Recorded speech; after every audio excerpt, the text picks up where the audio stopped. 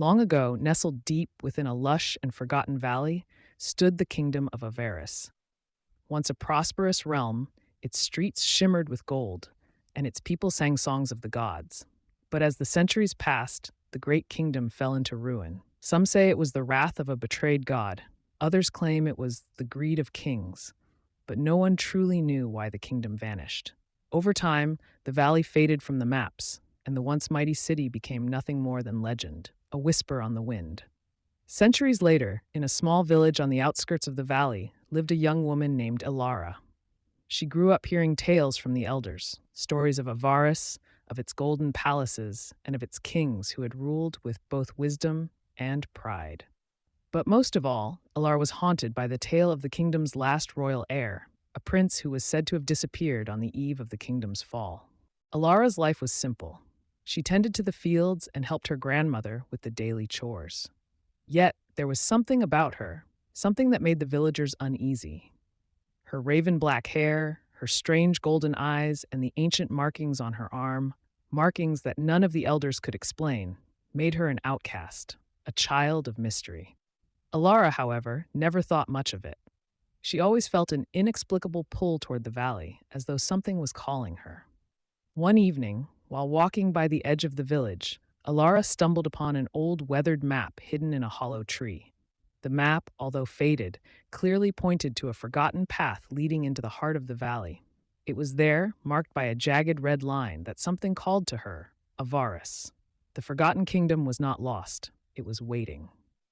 Determined to uncover the truth, Elara set out the next morning, with only her courage and the map guiding her. The valley was a treacherous place, filled with dense forests and wild terrain.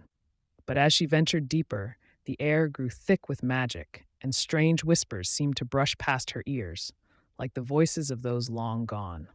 By the time she reached the ruins of Avaris, the sun was setting, casting a golden hue across the crumbled stone walls and broken pillars. She stood in awe at the sight of what was once a grand palace, its towering spires still visible in the distance. But what struck her most was the silence. There was no sound, no movement. The kingdom, though abandoned, felt alive. It was then that Elara found herself drawn to a stone altar at the center of the ruins. Her hand hovered over it, and suddenly a rush of memories flooded her mind. Visions of a king, a queen, and a young prince standing at the very altar, hands clasped in unity. The prince's face was hers. She realized with shock that she was the last heir of Avaris, the forgotten bloodline that had been lost to time. Before she could process the revelation, a voice broke through her thoughts. "Elara," it whispered, as though carried on the winds of time. Turning, Elara saw a figure emerge from the shadows, a tall, regal man with glowing eyes.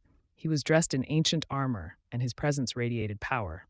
"You are the last of us," he said, his voice soft but authoritative. "The Prince of Avaris, the kingdom that was betrayed and forgotten. It is your destiny to restore what was lost." Elara felt a chill run down her spine.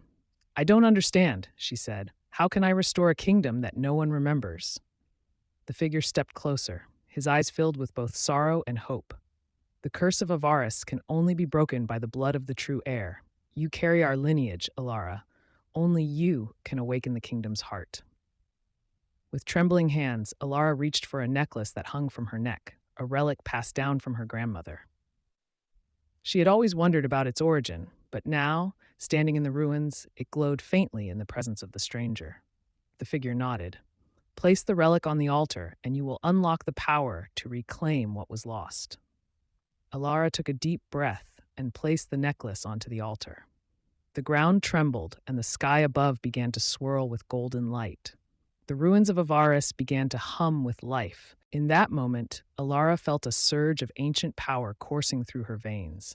Memories of Avaris flooded her mind, the grandeur of its courts, the laughter of its people, and the sorrow of its fall. She understood now that she was not just the last heir. She was the kingdom's salvation. The figure smiled, vanishing into the air as the light from the altar intensified. When the light faded, Elara stood alone in the heart of the once great kingdom. But now it was no longer abandoned. The streets shimmered with life, and the ruins had transformed into a majestic city once more. The curse had been broken.